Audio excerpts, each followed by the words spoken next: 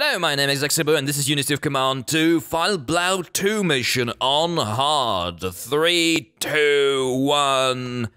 This mission is absolutely the most difficult of the initial ones in the Stalingrad DLC. So, as you can see, your initial moves, as always, are very important in your breakthrough.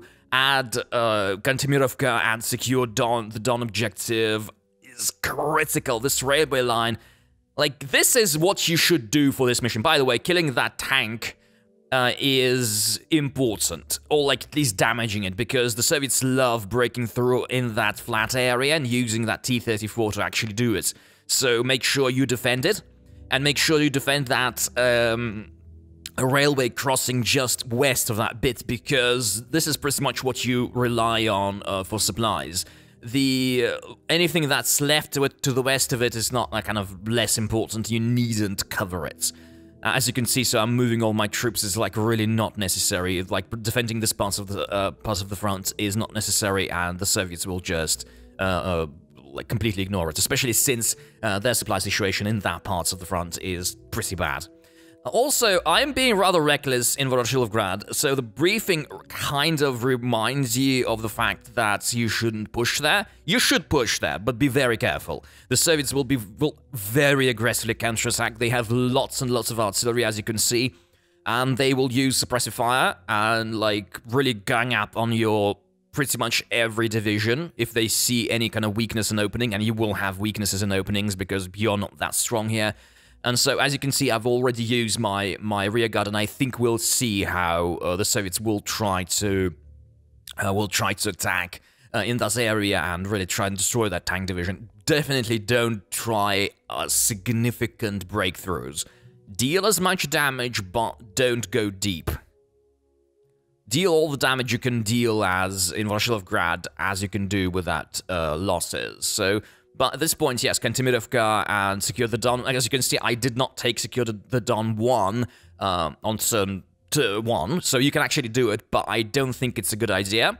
You should push across the river and not focus too much attention on secure the Don, because you can easily take it next turn. You'll probably take some infantry losses, but it doesn't matter. Your tanks, the advance of your tanks, and the positioning of your tanks on the next turn.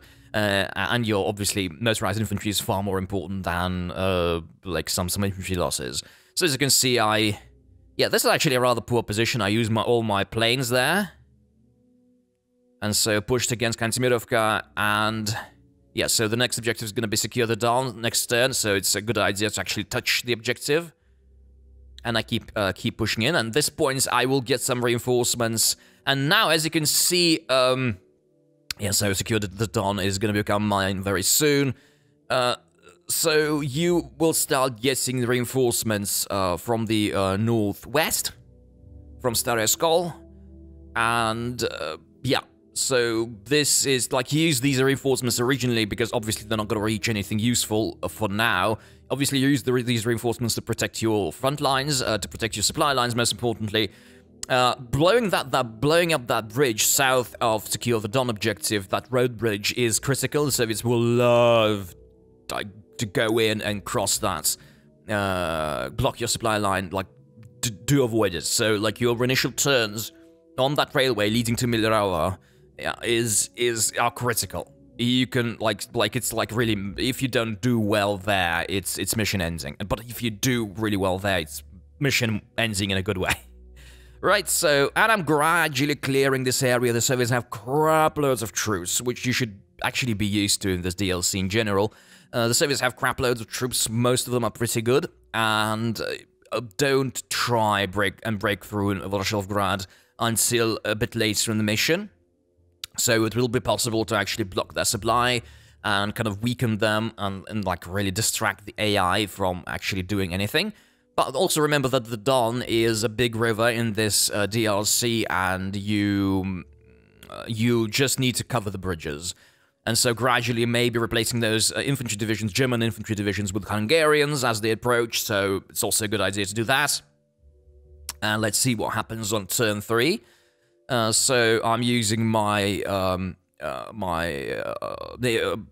aerial, aerial flying artillery. Yes, that's the name of the ability. So I'm using my flying artillery because Secure the Don is a city hex, and it's the only Secure the Don city hex there. So definitely that flying artillery ability. And by the way, Milerovo is not well defended, and neither will Morozovsk. It's like all of these areas are completely empty until the Soviets bring in reinforcements, and we'll talk about those a bit later, because they shouldn't cause you any trouble. And yeah, so this is gradually, like, this is going really well. So at this point, your main objective is to protect that railway line. Well, continue protecting that railway line, but now you've pretty much broken through, and the Soviets, the AI will see that the situation is kind of becoming difficult, and that juicy railway line actually may improve the players, not improve, deteriorate, make the players' situation much worse than it used to be, so they will try to break through to that railway line, prevent them from doing that, use zones of control to kind of create this kind of very sparse line defending against any possible incursions by the Soviets, like trying to attack from the center. And yeah, make sure that railway line stays intact, even though I suspect in this playthrough at least once the Soviets actually managed to block my line. But if it's just one turn, it's fine. Especially if later in the mission, because like the first few turns are really critical. They have to be done well. And like really, like you shouldn't fail in those turns. And I'm gradually clearing this area, so it's once again, as you can see, I am not going. And as you can see, like, the Soviets have plenty of troops. That, by the way, like advancing that south of Voroshilovgrad, like using that bridge which I built, I expected, oh yeah, it's a clearing, yeah, cross the river. Please don't do that. The Soviets will gang up on any guys, on any of your divisions that will cross over to the other bank, and you'll just throw away those divisions. It's not going to be useful. By the way, this case in point, this is Soviet counterattacks in action. So I almost lost an infantry division. Thankfully, it's just an infantry division, but still, it's a significant loss of troops. And in this DLC, losses are painful. Losses are painful. It's not Victory in the West. It's not Moscow 41. It's not even Barbarossa. It's like losses. You have to take losses, especially on hard. Accept losses, but try and minimize them whenever you can, and there are ways to do it. Alright, so turn 4 out of... I don't think I'll play 9 turns, actually. I made a little mistake in the game that prevented me from actually kind of... from farming experience in this mission. I decided to, like, because this mission was so hard, I decided not to actually replay it. And so, even though I kind of currently know what to do here, and it's not crazy. And so, as you can see, I'm gradually advancing along that railway line and doing everything. As you can see, the Soviets can't easily pull through, right? So they'll have to go through my...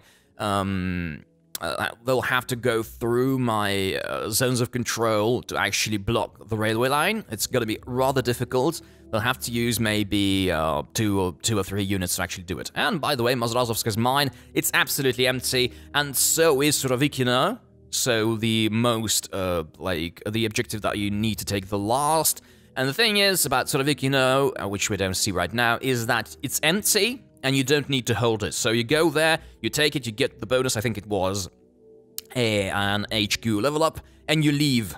You leave, go back to Morozovsk, because, like, you're never gonna have enough forces to defend it, like, properly defend in that general area, and the Soviets will bring crap loads of reinforcements. The great thing about those eastern reinforcements around Surovikino is that they're not very aggressive. So they will advance towards Surovikino, they will advance... Okay, let me just... like, once the game goes to actually that area, it's gonna be slightly easier to explain it. So let's see what the Soviets do on turn 4. So they will... And once again, this was a Soviet attempt to launch a fire suppression attack on me and actually destroy that tank division. They will do it all the time. It's not the only mission where they do it, but this specific area is like where you can see very clearly the behavior of the Soviets. And by the way, all those infantry divisions guarding this part of the front are not doing anything and just losing, just bleeding their troops. Alright, let's see what I do next, and I think, yes, so I'm going from Morozovsk and using my air. Yeah, so Surovikino is completely undefended. And so the Soviets will do, they will go up Surovikino, up to that river. They'll probably blow up the river. Blow up the bridge. That sounded biblical. Blow up the river. And so they'll just blow the bridge up and not go any further. So you really, like, leave that tank division in Morozovsk. You really don't need to hold Surovikino.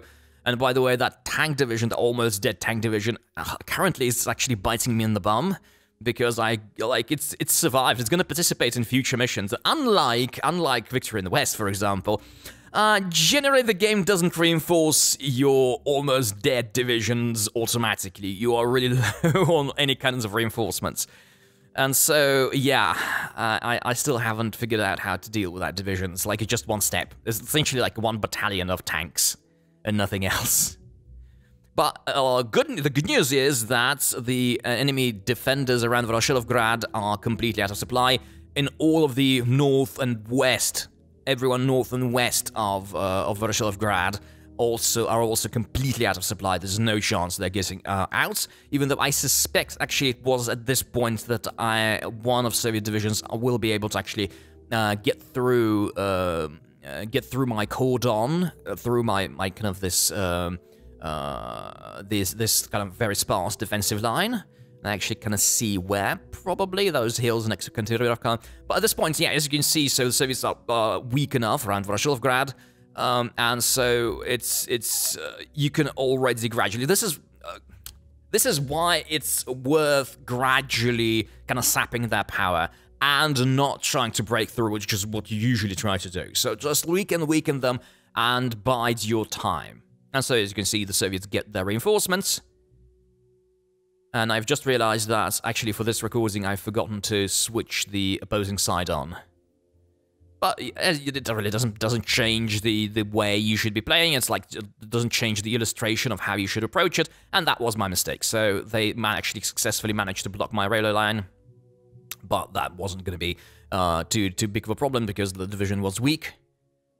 So actually, this is as always, as very often it is true, this is a very good illustration of the fact that the game doesn't require you to do very specific. And sometimes, yes, sometimes you need to do kind of very specific things to kind of succeed, but at the same time, you can make mistakes, so the game is not uncompromising. Yes, please do exact same moves as those that we envisioned, and then you'll win. Otherwise, you'll lose.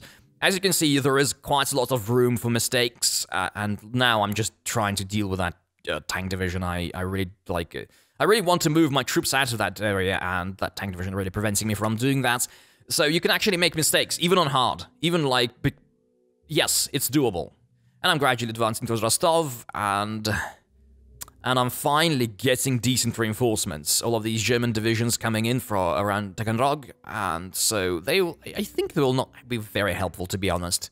They come a bit too late, obviously. Right now, the mission is pretty much won, so the Soviets will not be able. Next turn, all of that huge pockets will not be able to attack at all, so I'll start already, like, using them to farm experience, which I'm doing.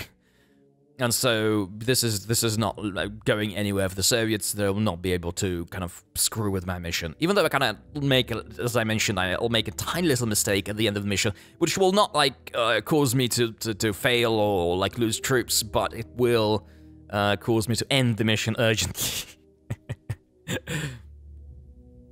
Alright, so, and like all of these parts of the front are very quiet, and to be honest, like the Soviets are pretty well entrenched regardless of their supply situation, and sort of generally I was not very motivated to try and get in across the river and trying to attack.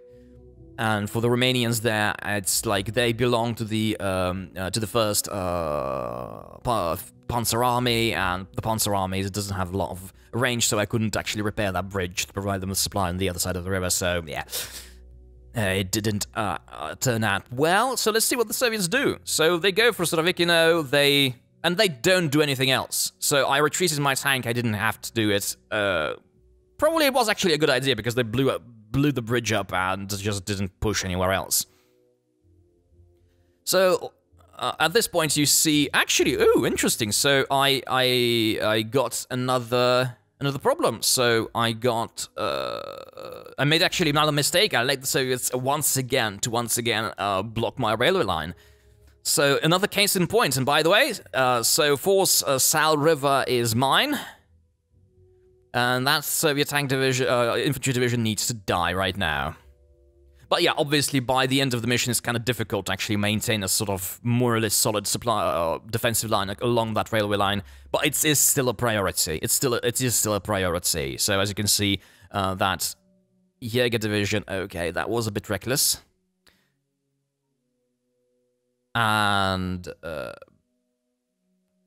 okay, so gradually moving in. At this point, I'm kind of just getting experience, looking for units I can safely attack and get some experience for my mobile troops, because right now it's not difficult. It's not difficult. Rostov is gonna be mine. It's turn 8 as far as I remember objectives. So just yeah, gather some troops, get good infantry next to it. So launch a set piece attack. I actually will not be able to launch a set piece attack there, I guess. But I have very strong mobile troops there, so I'll probably deal with it slightly less efficiently. And so yeah, I'm moving all my troops there, and yeah, gradually securing everything. So I decided not to kill that tank division. It was a bit too costly for me, and like absolutely correct decision in my opinion.